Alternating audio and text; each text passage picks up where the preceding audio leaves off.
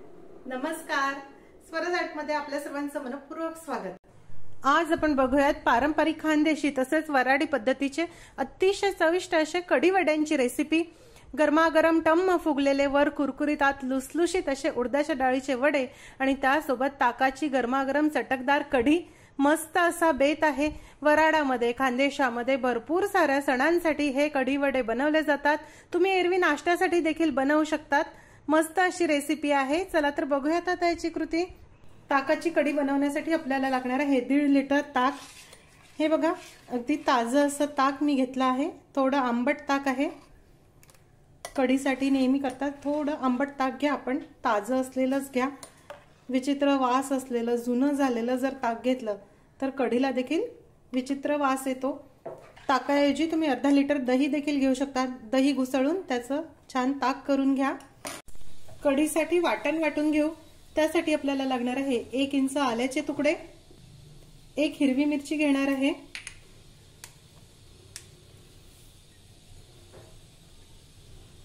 2 लवंग, 3 ते 4 काळी मिरी आणि थोडंसं दगडफूल घेणार आहे।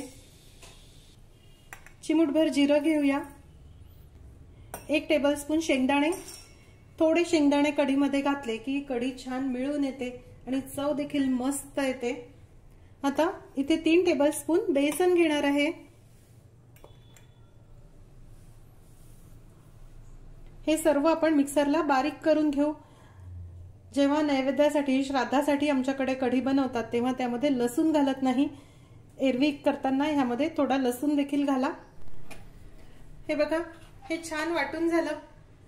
आता यामध्ये थोडं ताक घालूया आणि पुन्हा एक वेळा हे मिक्सरला वाटून घेऊ।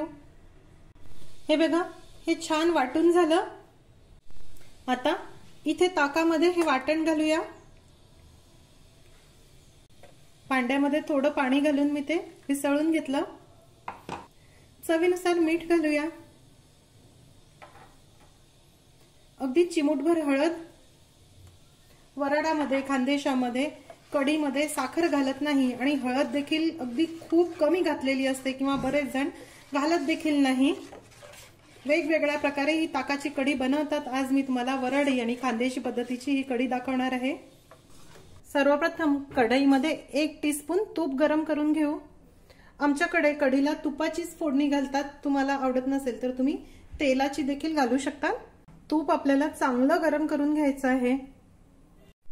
आपण जेव्हाही कढीला फोडणी घालतो तेव्हा हे भांड अगदी चांगलं तापलेलं असावं। अगदी गरम तापलेल्या भांड्यामध्ये कढी केली की त्याची चव खूप छान येते। खरं तर घरोघरी एक कढीचं वेगळं भांडच आमच्याकडे असतं, कारण तापवून तापवून त्याचा रंग जरा काळपट झालेला असतो।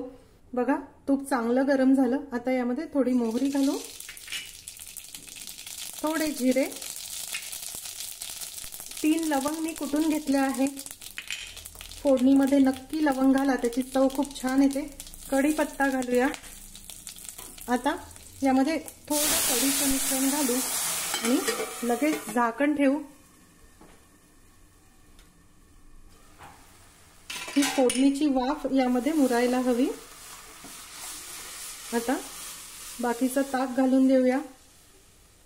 तुम्हाला कढी किती पातळ किंवा दाटसर हवी त्यानुसार पाणी घाला। आता मोठ्या आचेवर सतत ढवळत ही कढी उकडून घ्यायची आहे। ह्या उडदाच्या वड्यांसोबत आमच्याकडे ताकाची कढी आवर्जून बनवतात। कॉम्बिनेशन खूप मस्त लागते। हे बघा, कढीला मस्त उकळी आली आहे। आता आपण गॅस कमी करू आणि मंद आचेवर आता 5 ते 7 मिनिट ही कढी छान शिजवायची आहे। हे बघा, कढी 5 ते 7 मिनिट मस्त शिजली। ह्याची कन्सिस्टन्सी देखील ठीक आहे। आता आपण गॅस बंद करूया। सर्वात शेवटी कोथिंबीर। उडदाच्या डाळीचे वडे बनवण्यासाठी आपल्याला लागणार आहे 2 वाट्या उडीद डाळ। ही 2 वाटी उडीद डाळ मी 6 ते 7 तासासाठी पाण्यामध्ये भिजत ठेवली होती। तुम्हाला जर सकाळी वडे बनवायचे असतील तर रात्री झोपताना देखील ही डाळ भिजत घालू शकतात। खरं तर पारंपरिकरित्या ही सालीसह उडदाची डाळ भिजत घालतात आणि सकाळी लवकर उठून ती सालीची डाळ धुवून अशी स्वच्छ करतात। पण आपल्याला शक्य नसेल तर ही धुतलेली उडीद डाळ घेतली तरी चालेल। त्यानंतर आपल्याला लागणार आहे 2 टीस्पून मेथी दाणे। हे मेथी दाणे देखील मी पाण्यामध्ये भिजत ठेवले आहे।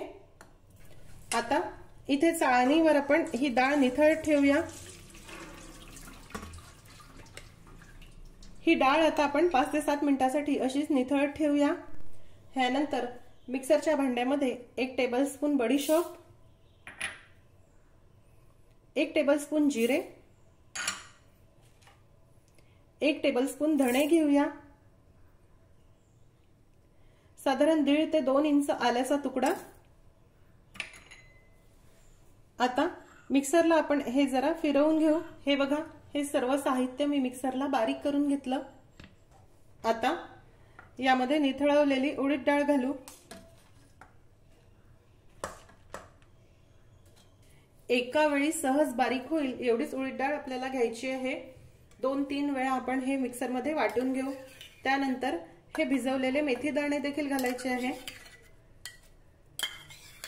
मेथी दाणे भिजवताना यामध्ये अगदी बेताचंच पाणी घाला, म्हणजे या मेथीच्या पाण्यामध्येच ही डाळ वाटून होईल। थोडी उडीद डाळ आणि थोडी मेथी दाणे असे घेऊन आपण आता हे वाटून घेऊया। अगदी कमीत कमी पाण्यामध्ये वाटायचं आहे, खूप सैलसर हे वाटायचं नाही। हे बघा, हे अगदी छान बारीक वाटून झालं। चमचानी वर खाली करून हे नीट वाटून घ्या। आता आपण हे काढून घेऊ। उरलेली डाळ देखील याच पद्धतीने वाटून घेते। उरलेले मेथी दाणे आणि पाणी देखील यामध्ये घालून देऊ। हे बघा, डाळ मस्त वाटून झाली आहे। आता यामध्ये 2 टेबलस्पून कडकडीत गरम तेलाचं मोहन घालूया। आता यामध्ये पाव टीस्पून हिंग, 1 टीस्पून हळद, चवीनुसार लाल तिखट घालूया।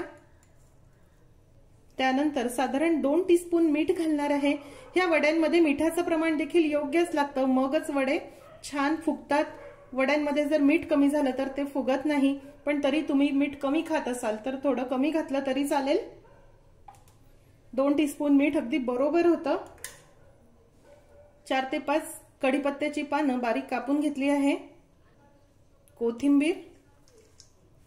आता हे सर्व साहित्य आपण व्यवस्थित मिक्स करून घेऊ। हाताने आपल्याला हे नीट फेटून घ्यायचं आहे। या वड्याच्या मिश्रणामध्ये मेथी दाणे देखील आवर्जून घाला। वडे कडू होत नाही, पण ते खूप हलके आणि पोकळ असे होतात। बऱ्याच जणांना असं वाटतं की थोडे मेथी दाणे घातले तर वडे कडू होतील, पण अजिबात कडू होत नाही। मेथी दाण्यांमुळे एकदम खमंग चव याची येते। धणे, जिरे, शोप आणि मेथी, त्यानंतर हिंग, खमंग असा स्वाद वड्यांना येतो।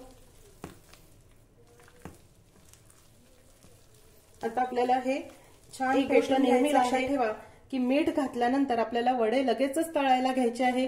तुम्हाला जर वडे तळायला वेळ असेल तर वड्याचं हे मिश्रण तुम्ही फ्रीज मध्ये ठेवून द्या, कारण आपण मीठ घातल्यानंतर हे नीट फेटून घेतो। मग काही वेळानंतर हे मिश्रण सैल व्हायला लागतं, मग वडे थापता येत नाही। त्यामुळे ही अगदी महत्वाची सूचना आहे। आमच्याकडे नवरात्रीमध्ये देखील अष्टमीला हे वडे आवर्जून बनवले जातात। पूजेच्या नैवेद्यासाठी पितृपक्षामध्ये जेव्हा वडे बनवतात तेव्हा आम्ही यामध्ये लसूण घालत नाही, पण एरवी नाश्त्यासाठी जेव्हा वडे बनवायचे असतात तेव्हा आवर्जून यामध्ये लसूण देखील घालतो। हे बघा, वड्यांचं मिश्रण नीट मिक्स करून झालं। आता पूर्वीच्या काळी आजी पणजी काय करायची की ह्याला थोडासा पाण्याचा हात लावून असं एकसारखं करून घ्यायच्या। असं एकसारखं करून ह्यावर असं अधिकचं चिन्ह काढून ह्याचे 4 भाग आखून ठेवायच्या। आजी पणजी हे का करायच्या तर कारण पूर्वी एकत्र कुटुंब पद्धती होती, घरामध्ये खूप लोक जेवायला असायचे, पै पाहुणे देखील खूप असायचे। मग आजीला ह्या सारणाचा अंदाज यावा की किती मिश्रण उरलं आहे आणि किती संपलं आहे, म्हणून ते हे करायच्या। आता आपल्या छोट्या कुटुंब पद्धतीमध्ये हे करायची गरज नाही, पण पूर्वीच्या काळची थोडी माहिती तुम्हाला द्यावी म्हणून मी हे तुम्हाला सांगितलं आहे। दिलेल्या साहित्यामध्ये मध्यम आकाराचे साधारण 22 ते 24 वडे तयार होतात। आता आपण वडे करून घेऊ। आता वडे थापून घेऊ। वडे थापण्यासाठी अशी एक प्लास्टिकचा कागद मी घेतला आहे। थोडं पाणी आपण या कागदाला लावून घेऊ। आणि ओल्या हाताने आता आपल्याला हे वड्यांचं मिश्रण घ्यायचं आहे। ज्या आकाराचे तुम्हाला वडे बनवायचे तेवढं मिश्रण घ्या, हातावर गोल करू आणि पाण्याने हात ओला करून अगदी एकसारखा हा वडा थापायचा आहे। वडा तुम्ही जेवढा एकसारखा थापाल तेवढा तो छान फुगेल। हे बघा, असा बोटाच्या साहाय्याने हा छान पसरवून घ्या।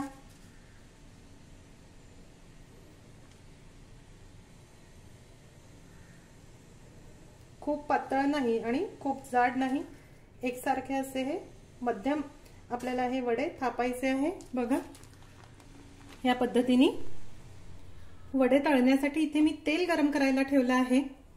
तेल चांगलं गरम झालं की आता आपल्याला हा कागदावरचा वडा हाताने असा हळू सोडवून घ्यायचा आहे आणि या तेलामध्ये घालायचा आहे। आता मध्यम ते मोठ्या आचेवर हा वडा आपल्याला सुरुवातीला तळायचा आहे। वडा घातल्या त्याच्यामध्ये झारा घालू नका।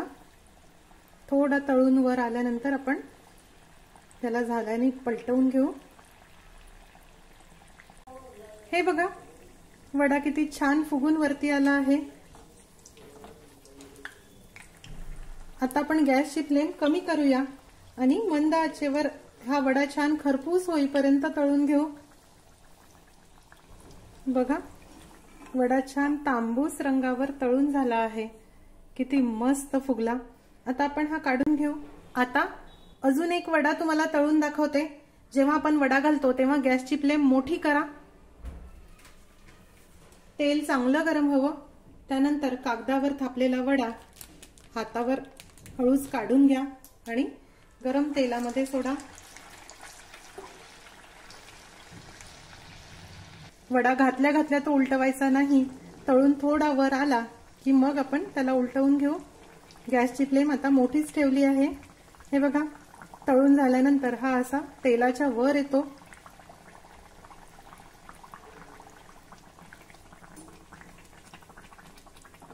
बघा, किती छान हा वडा देखील फुगला।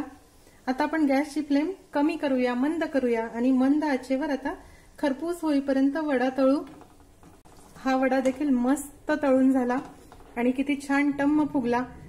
आता आपण हा काढून घेऊ। असे सर्व वडे आता मी तळून घेते।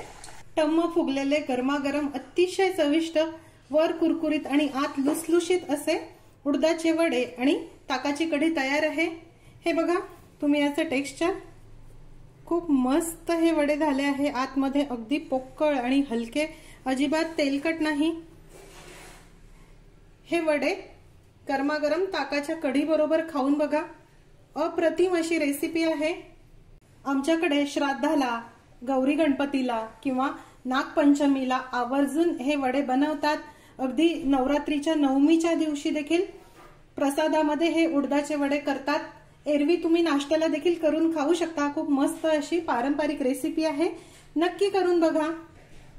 आजची रेसिपी तुम्हाला कशी वाटली हे मला जरूर कळवा। आजची रेसिपी आवडल्यास रेसिपीला जास्तीत जास्त लाईक करायला व शेअर करायला विसरू नका। माझ्या चॅनलला देखील नक्की सबस्क्राईब करा। अशीच एक छानशी रेसिपी घेऊन भेटूया स्वराज आर्टच्या पुढच्या भागामध्ये। तोपर्यंत चवीने खा आणि निरोगी रहा।